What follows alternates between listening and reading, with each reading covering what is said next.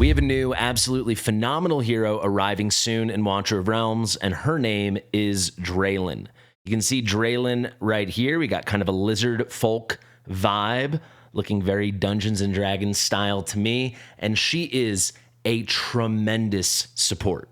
Like, sincerely worth all the hype I'm about to give her, and I'm certain all the other content creators and testers covering her are going to give her. It's worth all of it. She essentially, though she's listed as a tank, as a defender, and can tank, is not that good a tank, her real role is she's like a ground healer, ground support. So the way we have healers that have really supporty functions on top of their healing, and obviously they're platformers, like Narissa or Eloin. A good example also would be Diao Chan, though she has the two modes.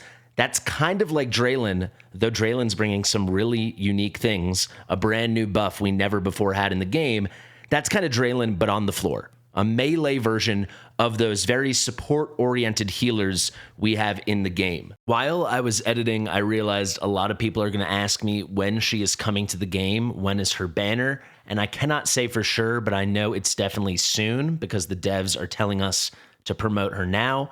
My hope, my guess, my dream is that her banner will be paired with and occur on the same weekend as the limited selector banner. So that way we'd have a very strong banner to pity, manipulate with, and, you know, kind of ping pong back and forth between. I certainly cannot say for sure, but if that was to happen, that would make her date August 1st would be my guess. But again, all we can do now is guess.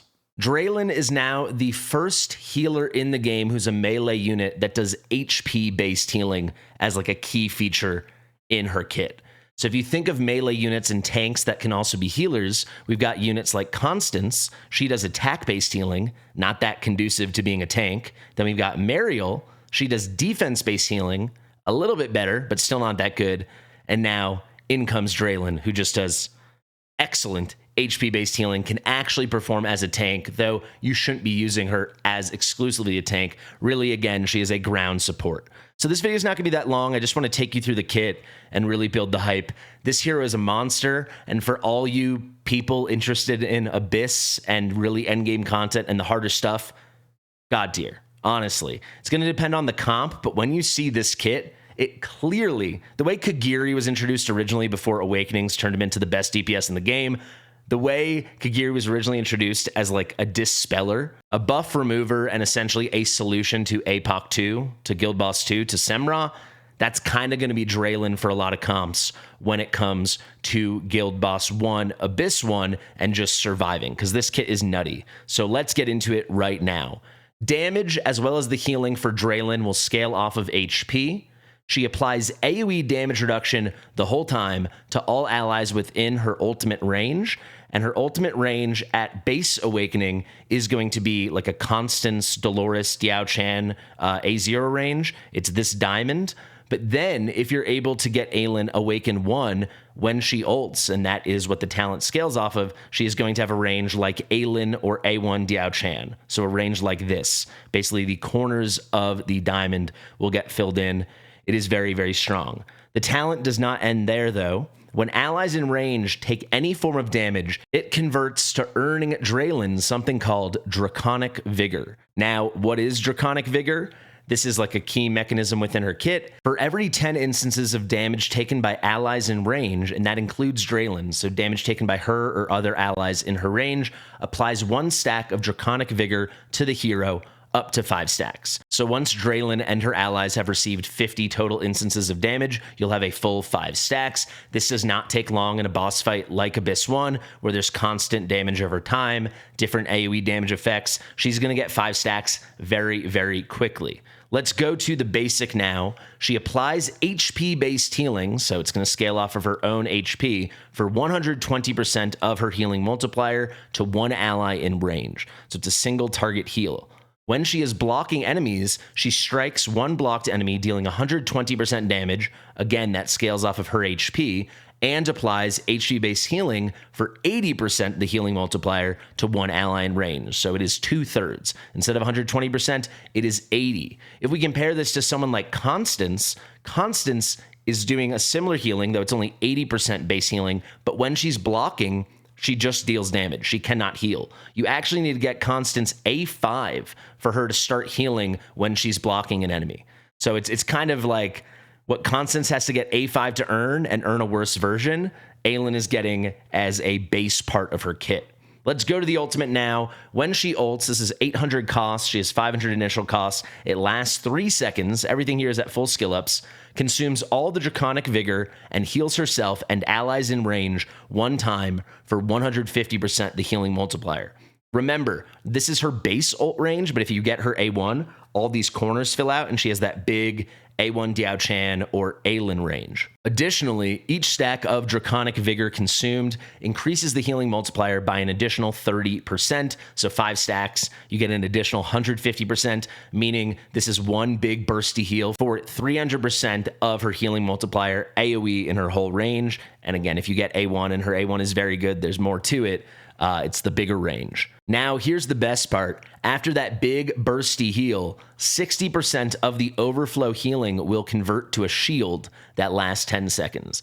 So she is just a phenomenal shielder, and this is a good time to mention she has dual faction not only in Watchguard, but also the North Throne, so she's going to be one of the best shielders in all the North Throne. This will lend huge heals. Like if someone already has full health and you stack a ton of HP on her, you've got 5 stacks, this is going to be like a monster, Gwendolyn style shield. It is really, really good. Her first passive now, Scaled Shield. I told you there was a new buff, and this buff is very good. After casting her ultimate, she applies final damage reduction to all allies within the ultimate range. So remember, that gets bigger at A1. Can you tell I'm going to encourage people to pull for A1 if they can make it happen? And that's going to last for 10 seconds. What is final damage reduction? Previously, we had 2, kind of 3 types of damage reduction in this game.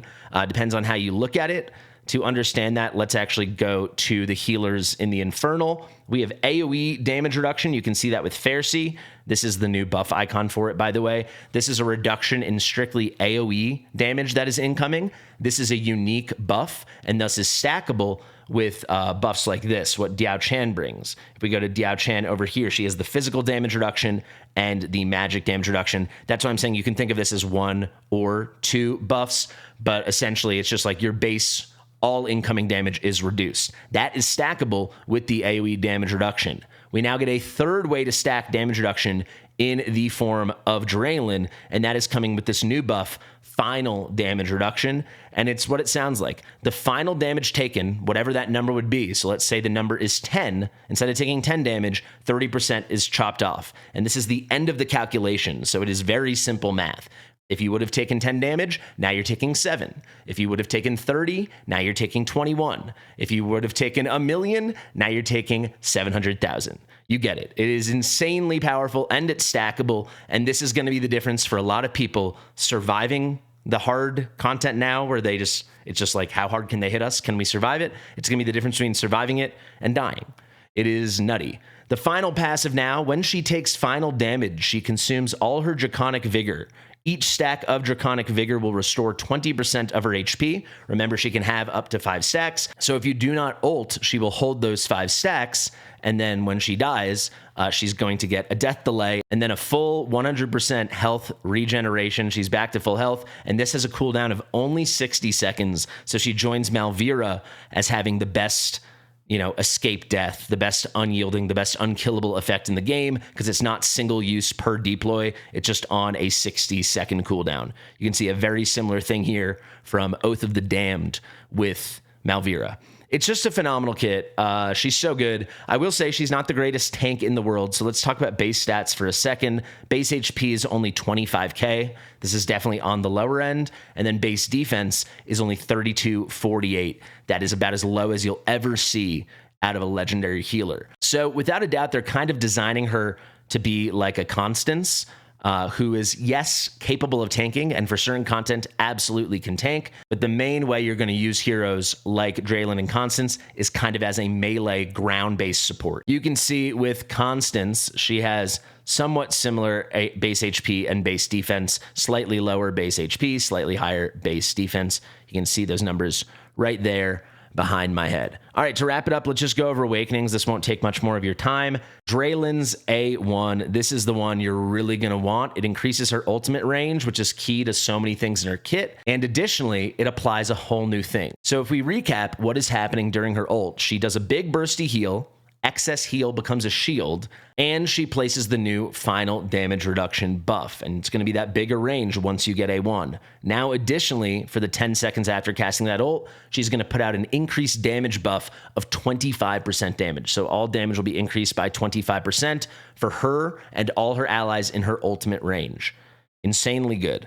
A2, all damage reductions plus 8%. That is not for everyone, that's just for her, but she's just going to, across the board, take 8% less damage. Now the A3, when she casts her ultimate with 5 stacks of Draconic Vigor, so a full amount of Draconic Vigor, permanently she will increase her max HP by 10%. This can be triggered up to 3 times. This can also be really clutch because when you get deeper into fights, and she's already ulted a couple times, her base HP will be 30% higher. Think about something like Abyss. By the time you really need big heals or you want a big overflow for some big shields, she is going to have 30% more max HP, and that's what everything's scaling off of in her kit. A4, she gets plus 1200 HP. That's pretty significant, though, you know, it's just a stat boost. And finally, A5, when basic attacks hit enemies, so when she's blocking someone, the healing multiplier for healing allies no longer is decreased. So remember, it starts at 120%, but if she's blocking someone, it's only 80%. Now it just stays at 120%. And additionally, every basic attack will restore her rage by 1%. That could be really nice for ult cycling. The key thing, though, this A1, getting the damage boost along with the increased ult range is just so key for a lot of things in her kit. All in all, I think we're looking at a rockstar support unit here. We've got a melee, healer, buffer extraordinaire with a little bit of tanking capabilities. Let me know your thoughts in the comments if you're hyped. Thank you so much for watching. I've been Fastidious. Share it with your mother, and I'll see you real soon. Bye.